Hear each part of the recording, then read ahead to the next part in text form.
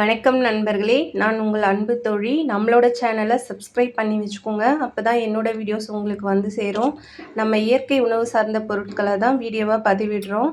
இன்றைக்கி நான் காலையில் பிரேக்ஃபாஸ்ட்டுக்காக திணை கஞ்சி செஞ்சிட்ருக்கேன். இதில் நான் இனிப்பு சேர்த்து செய்கிறேன். இனிப்பு வேணான்றவங்க சாம்பார் வெங்காயம், மிளகு, சீரகம், தேங்காய் சேர்த்துக்கலாம். இது எப்படி செய்கிறதுன்னு வாங்க பார்க்கலாம். இதுக்கு தேவையான பொருட்கள்: 1 கப்பு வறுத்த திணை, 1/4 கப்பு தேங்காய். எனக்கு ஸ்வீட்காக நான் வந்து வெள்ளைப்பாகு எடுத்து வச்சுருக்கேன். நீங்கள் வேண்டான்றவங்க வெங்காயம் சேர்த்துக்கலாம். காரத்துக்கு மிளகு தூள் சேர்த்துக்கலாம்.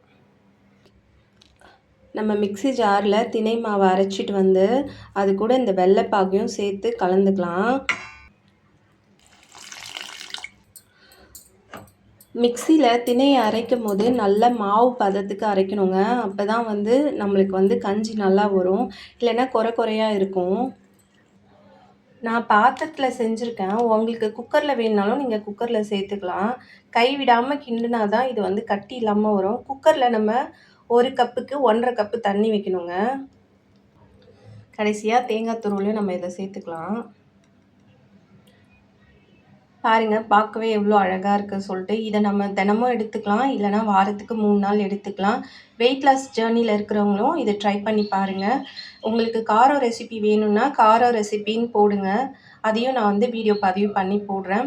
இவ்வளோ நேரம் என்னோடய சேனல் பார்த்தவங்க எல்லாருக்கும் நன்றி. தேங்க்ஸ் ஃபார் வாட்சிங்.